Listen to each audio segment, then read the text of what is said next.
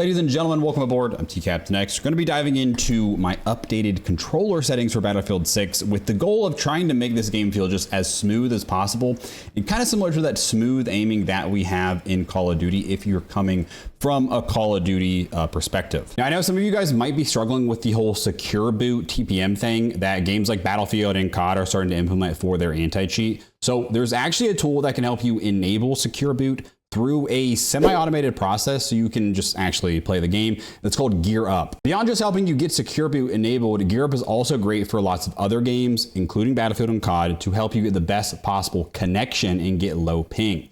The other day when I was playing Battlefield, I was getting servers with like 50 to 100 ping, but when you then go and enable Gear Up for Battlefield 6, it's gonna find you the closest server to you that gives you the best possible connection. I was getting like less than 10 ping in some of these games, and in FPS, ping is king. Gear Up is also very highly rated on Trustpilot. It's even better rated than a lot of other popular apps that do something similar as well. There's going to be two separate links in the description for Gear Up, one each for the secure boot and then one for the server locking. So we're going to skip over the accessibility tab here since most of these we were going to cover in other areas. Down to the gameplay tab, we really can skip over this because essentially a lot of the gameplay stuff is also in other settings. And then we're going to just also skip over campaign and we're going to go straight into controller here. Now from here, it's a little bit confusing the way they have things out, but the best thing that you're going to want to do is just hit triangle if you're on PlayStation or Y on Xbox. That's going to open up this menu from here. Most of our settings are going to be in the control settings here at the top. So we're going to open this up. And first we have our base infantry aim sensitivity. The default is 40. However, the way that I've tweaked some of the curves and whatnot, I actually like to increase the base of this just slightly. Now there is no right or wrong to this. I think if you're a little bit more of a quote casual player, you might like a lower sense, like sticking with 40. I probably wouldn't go much lower than 40, maybe like 30 being the absolute lowest. I do not like the invert vertical look, so I leave that off. That's if you want like up goes down and down goes up, kind of like an airplane. Field of view, this one really depends on your preferences. I really like that wide field of view because with a field of view of 120, it gives us a more peripheral vision so that we can see to our left and right if enemies are there.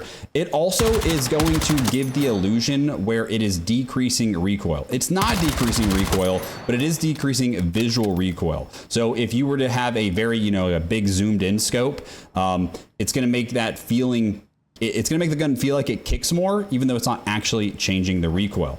The downside to a wider FOV is that at far ranges, targets do appear a little bit farther away. So if you're on like a regular TV, and especially if you sit really far away, you might want to turn that FOV down to maybe as low as like 100. I think anywhere from 100 to 120 is fine. Me personally, I sit very close to a 27-inch monitor, so I like to make it as wide as possible. For the vertical aim ratio, 56 is going to be the default for this, and you generally want to leave this to 56. The reason this is 56 is because 9 divided by 16, 16 divided by 9 is 56. And that is a standard aspect ratio of most TVs and monitors, 16 by 9. And so this basically will try to make your vertical aiming feel 1-to-1 with your horizontal aiming. Now, some people might like to turn this setting down just a little bit, maybe as low as like 40 or 45. What that's going to do is it's going to make your vertical aim lower or slower than your horizontal aim. And it allows you to pull harder down, especially with recoil control. So if you like to have, you'd be able to pull harder down when it comes to recoil control. You might like that. Me personally, I like to keep it at 56 and keep it that kind of 1-to-1 feel. You'll see that my vertical zoom ratio is grayed out here, and that is because I have uniform infantry aiming on. This setting is a little bit tricky to explain. I'm going to do my best here.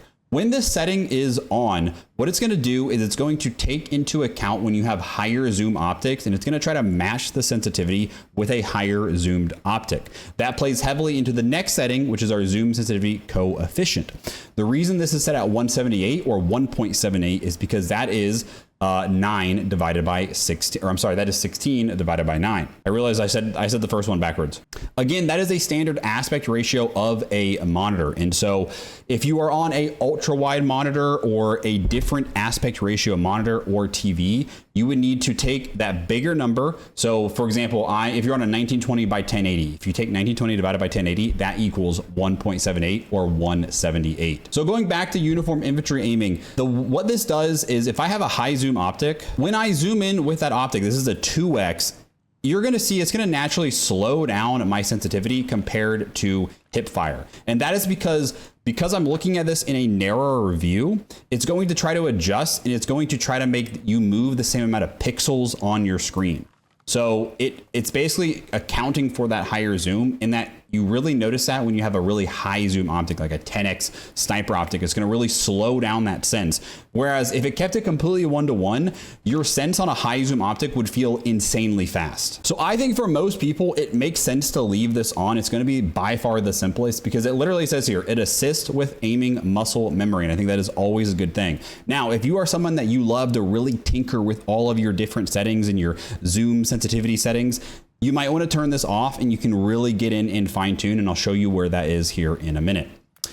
Going down to the infantry aim assist. For your general aim assist, I think keeping this on 100 is absolutely the way to go. This is just going to affect how much your aim slows down when you get over a target. Now, the aim assist slowdown is going to show, it's going to kind of like help ramp it up. So if this is set all the way to 100, as soon as you hit that aim assist bubble, bam, it's basically max strength. It's like aim assist on or aim assist off. If we start to turn this number down just a little bit, I have mine set down to 75, it kind of eases you in to that. And it kind of makes that bubble of the aim assist feel a little bit smaller. Because in Battlefield, when we compare the aim assist to Call of Duty, it actually, you can see how like see how much it slows down my sense when I come across some of these targets. The reason it's doing that is the aim assist slowdown I actually think is a little bit stronger in Battlefield. The difference in Battlefield is that the rotational aim assist is not as strong. And also the ability to make fine-tune adjustments with your controller feels weaker on Battlefield. So I think the biggest thing here is that you don't have to turn that setting down. But I think for a lot of people, if the aim assist feels like really strong and jerky, then I would recommend turning the slowdown down to 75. Now, it's been really funny seeing people post their settings videos on Twitter and YouTube and stuff, because people keep saying that you got to turn this setting down. This setting does not do anything. This setting does not exist in the game. There is no zoom snap. This is like when you play zombies in Call of Duty, when you hit L2, it like kind of auto aims for you. This setting does not exist in this game. So it doesn't matter what you do with it. They'll probably end up removing this setting. Now, the aim input curves. This is another kind of confusing one. In all honesty, there's not a massive difference between a lot of these besides linear. Linear is the only one that feels way different than the rest. I think standard is by far my favorite because it has the most smooth, gradual ramp up. What this means is that when we start to fully turn, it ramps the speed of our aim up so that when we make kind of these like fine, quick adjustments, our sense is a little bit slower. But then when we stay on it, it ramps up and allows us to spin around much quickly so that you can make like a 180 and turn faster. To me, standard just feels the smoothest. I know a lot of people are recommending BF1, BF4. That has a little bit of a shallower curve and then it ramps really fast, whereas standard is a little bit smoother. And so to me, standard feels better, but feel free to play around with these. The difference from a lot of these other ones are like nearly identical. Now you will have this setting grayed out, the next one, the zoom input curve, if you have a uniform infantry aiming on. So again, you can adjust the curve of when you're specifically aimed if you have uniform infantry aiming off, which would be basically the same idea as this. As far as the acceleration presets go, this setting doesn't really matter if you're going to turn and change this slider. So you'll see when I move this, it automatically places it in different places. So it doesn't really matter which one you're on. So I would just leave it to standard. But I really like 25. This setting is very, very important. And this is what really kind of smooths out our aim. It's kind of backwards. If you turn this setting all the way to 0, what it does is it means you instantly get into that curve and it's going to really ramp your speed up really fast. Versus if I go all the way to 100, I'll kind of show you what this looks like just so it makes sense. It's really slow and then it ramps up really fast. So it's like a full, I don't know, quarter to a half second where it's slow and then it ramps up really fast.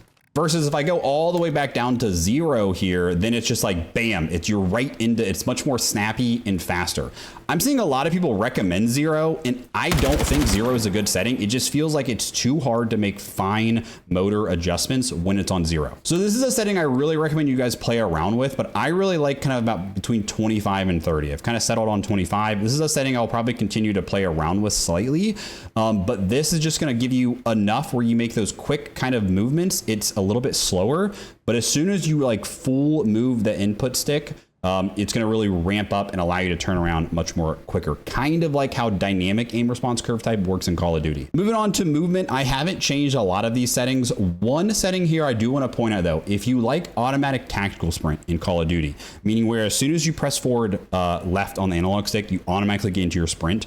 One thing you can do is you can change this bind to your left stick. So by doing this, you would go in here and you would just press forward on your left stick, and that will bind that to sprint. The problem with this, and here I'll just show you what happens when you do this, is so if I want to sprint, I just press forward and I instantly get to my sprint. It makes movement feel faster, but Battlefield is not a movement-centric game like Call of Duty is, and so this really isn't that important to us to do this. The problem is, let's say I want to crouch and I want to walk forward. As soon as I press forward, I get up and I start sprinting. Or if I'm proning, this is where it gets really annoying. Let's say I'm trying to prone and I'm trying to crawl to cover. As soon as I press forward, I get up and I sprint. And so you basically cannot crouch or prone and move forward if you do that setting. So personally, I just recommend leaving this on L3, which just means you have to press in on your left analog stick if you want to start sprinting.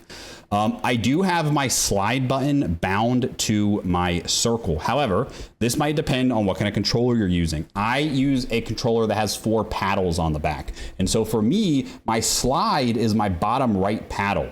Then my jump is going to be bottom left, so I can slide and jump with those two. My top right is triangle, or basically like switch weapon, that kind of thing. And then my top left is square, which is usually like reload or interact. So my slide button is the same as my crouch button. They basically are duplicated because as long as we are moving forward and we're sprinting, if we hit circle or crouch, you're going to slide. You don't really, it's okay that they can do both. I do have the double tap crouch for sprint slide turned off as well though. Moving down here, a lot of these settings I have not changed for these initial zoom settings. However, let's talk about our zoom aim sensitivity. This one's also a little bit confusing. I see a lot of people misinterpreting this and saying this incorrectly. The way Battlefield works is your infantry zoom aim sensitivity. This is like a decimal. So if it's 75, that means whenever I aim a gun, no matter what the zoom or scope is, it's going to slow down my sensitivity, and it's going to be 75% of what my hip fire sensitivity would be. Then if you get in and tweak even further, let's say I wanted to turn my 1x down. Let's say hypothetically I turn this down all the way. It would be my base sense times this number times this number.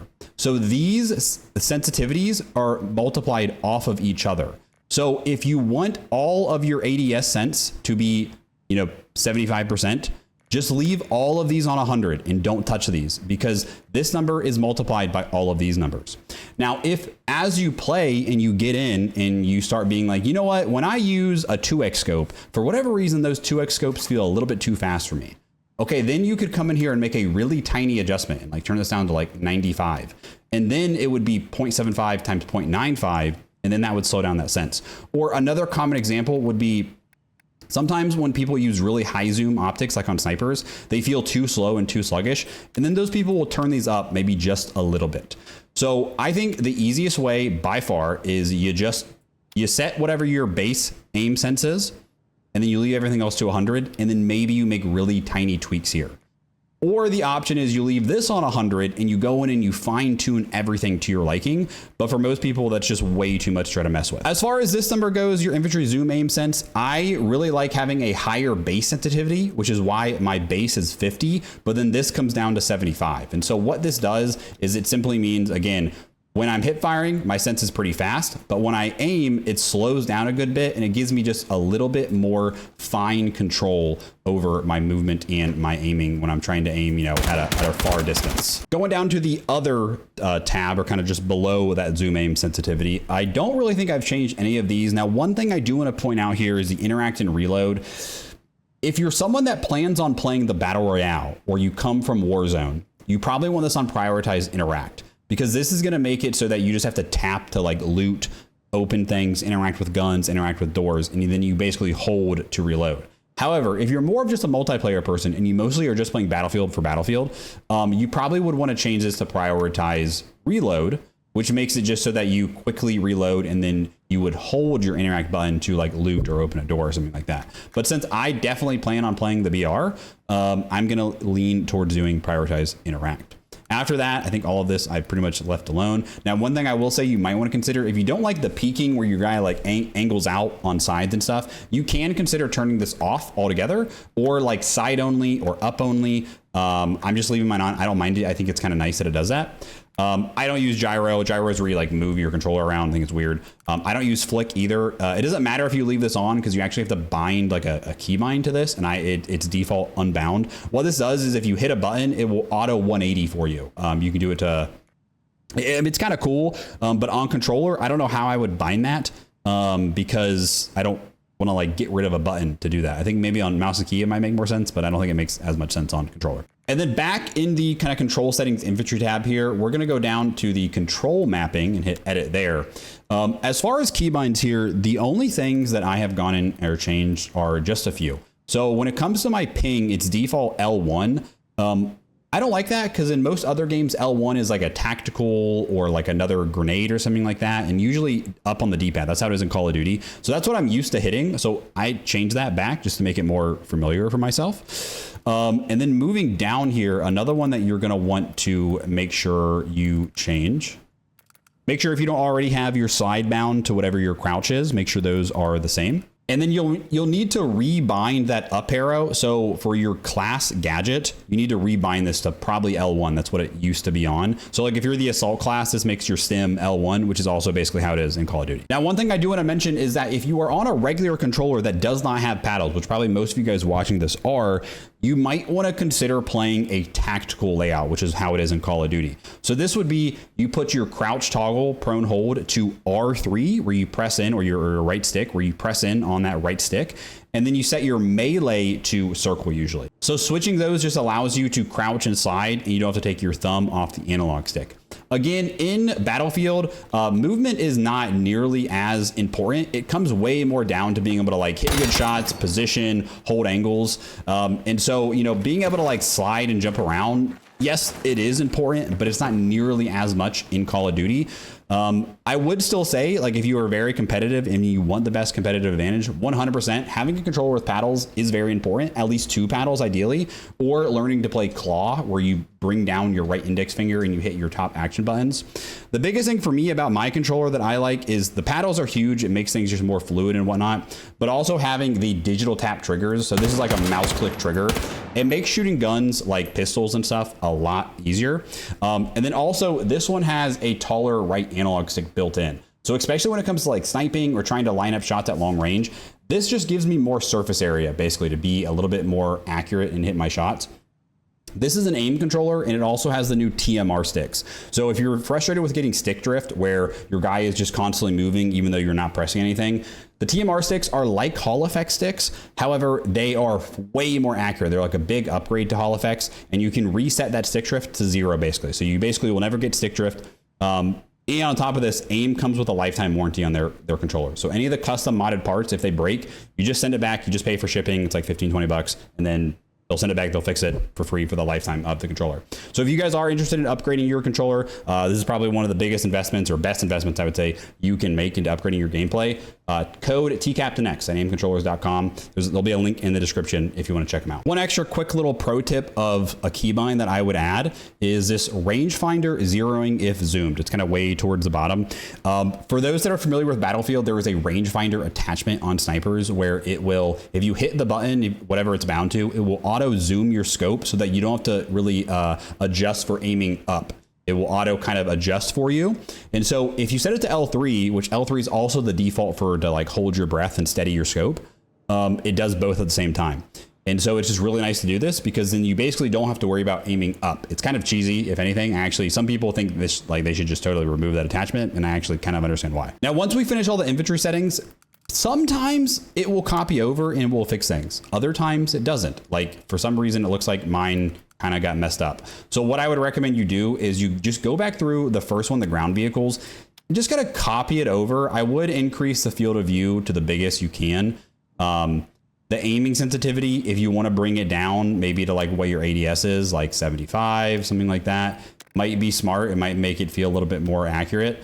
Just make sure everything is kind of like on where it should be. Like I don't know why, for some reason mine got reset and are different, but usually once you do it once on one of them and then you go into the next one, it copies over. So now it's all copied over and the rest of them should be, but you might want to just double check that. Now, one more very, very important setting here. A lot of people are getting this confused where they think the joystick settings is your dead zones and stuff. I'm going to be honest, I'm not 100% sure what the difference from this is, but this is not your main dead zone settings when it comes to your controller. I should probably go ahead and change this like just in case. I normally play on a 2 dead zone and I like to bring my actual dead zone like really, really low too. And I'm going to explain here what that is. So go back all the way down to the bottom here. I apologize. These controls are laid out a little bit goofy. In the controller tuning, to edit, number 1, for vibration, turn this off. You do not want this on in a competitive shooter game, maybe for the campaign, but I really recommend turning this all the way off. And also turn your adaptive triggers off. I hate these. These feel horrible to me. But again, if you like it for the campaign, you can leave it on, but I would not turn it on for multiplayer or for BR. And oh, you know what? I just realized these got reset for me too. Okay, that's probably why my aim has felt a little bit bad. LOL. Okay, dead zones. For center dead zones, this is the number where we want to go as low as we can without getting stick drift. Now on my controller, I actually can go all the way down to 0 normally, and I won't get any stick drift. And I'll just, let's see here if I'm right. Okay, yeah, I'm all the way at 0. My analog stick, my guy is not moving at all. A lot of you guys won't be able to do this because standard controllers that don't have the TMR sticks like mine, you're going to have a little bit of drift. You might have to go up to at least 2, maybe 3, 4, even 5. And you want to go basically as low as you can go until it stops moving. Now, I can go to 0, but I actually like to leave mine on usually closer to like 1 or 2, because I actually like to have just a little bit of play. Having it at 0 sometimes almost feels like too responsive in a sense. Now for the axial dead zone, this one is an interesting setting. Basically what this means is that if I crank this to 100, or I will 30, which is the max, it just means that I have to really move my analog stick way up in order to go up. So if I just push all the way left and right, it's gonna rotate me perfectly on a line. And if I want to start looking up, I have to really push my analog stick way up. Versus if it's at 0, it's going to be completely even, and it's going to be a completely raw input, meaning it's going to like wiggle up and down a little bit if it's on 0. And I just realized that I showed that wrong, but you should get the idea. I did that on my left stick instead of my right stick, but I like to keep this number way down. Some people I see recommending you turn this way up because it allows you to make more even flicks and stuff like that. It would matter more on your right stick and your left stick. It really won't matter that much on your left stick. I don't like that. I like to keep this really low, and I keep it as low as 2 basically, because it's more of a raw input. It's where you move your controller is where the controller goes. But if you want to be able to make very level flicks and changes of direction, you might want to consider leaving this at 6 or even going up slightly to 8, but I think keeping it low is better. For the left input max threshold, you can consider turning this down a little bit. It allows you to get a little bit quicker into your movement. If you're gonna play with that auto attack sprint setting on, like I mentioned, then I would leave this at 100 so that you have full input control to be able to sprint or not sprint. But if you're not, then I would maybe come down a little bit to like 75 or so. For the right though, leave this to 100. You want full control here. And then for the triggers, if you use your regular triggers to shoot, you might want to consider turning these dead zones way down so that you can be a little bit quicker. With my controller, since I have those digital input sticks or triggers, it doesn't really matter for me because it's like a mouse click. One other option you can do as well is you can swap your L1, L2 and your R1, R2 binds, because the bumpers on no matter what controller you have are going to be a little bit faster and responsive compared to that full trigger pull. I'm going to quickly go through some graphic settings here. Just know if you're watching this as a console player, yours is going to look a bit different than mine. I am on PC, and so I'm going to have a few extra settings that you guys may not have. Brightness and UI brightness usually leaves these on. You might want to consider turning these up slightly, but don't go too crazy with these. Usually better to actually change this from your monitor or your TV first before you adjust it in game.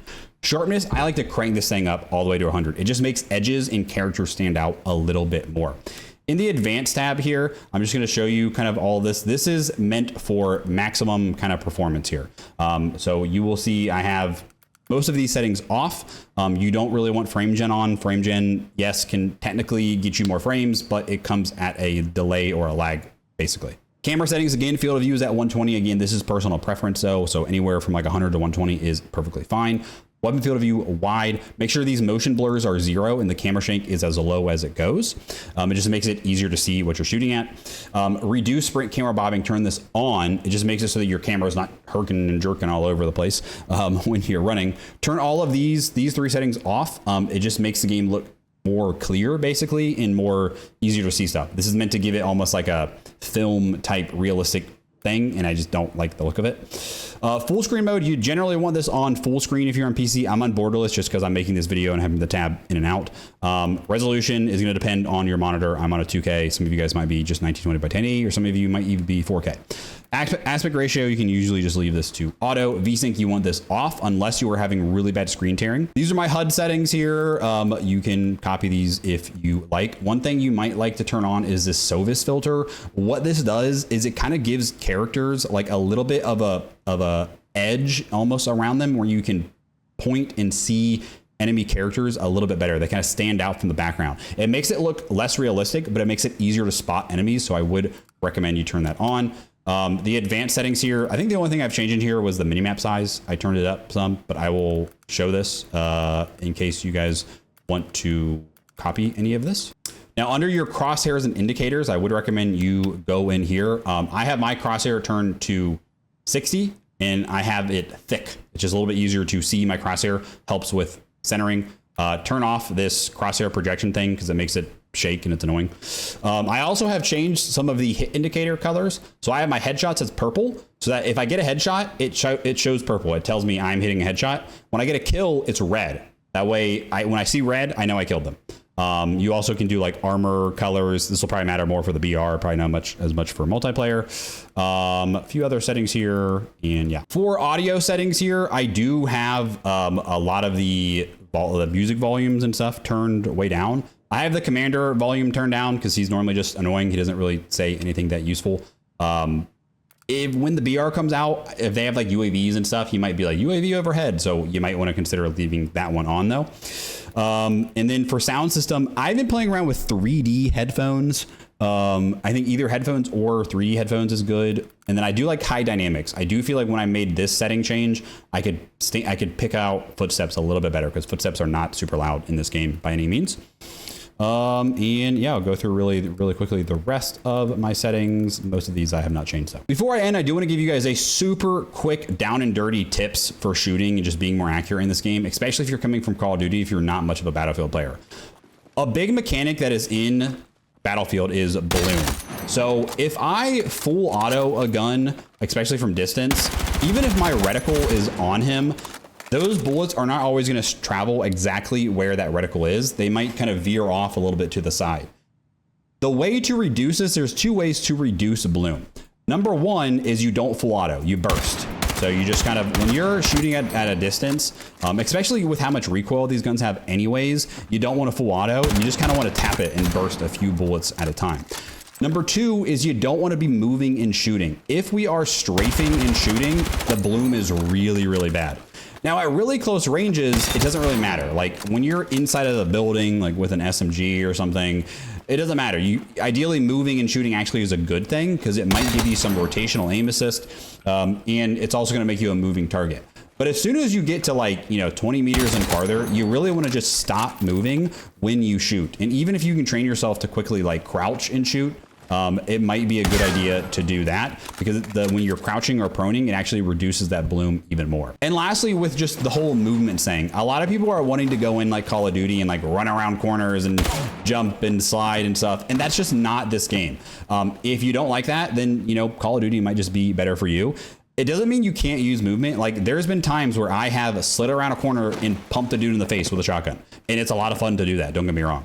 But most of the time when I am doing well, I am, coming, and when I come around a corner, I will stop and I kind of like really make sure my centering is good and I pre-aim. I cannot emphasize enough how important centering is. So keeping that center dot, your reticle, right on where you think enemies are going to be, so that all you have to do is bam, aim. Because this game, especially in the multiplayer, the time to kill is very, very fast. And so whoever shoots first, 9 times out of 10 is going to win that fight. Don't forget to check out Gear Up in the description for enabling secure boot and improving your connection. Thanks for watching, y'all, and we'll see you in the next one.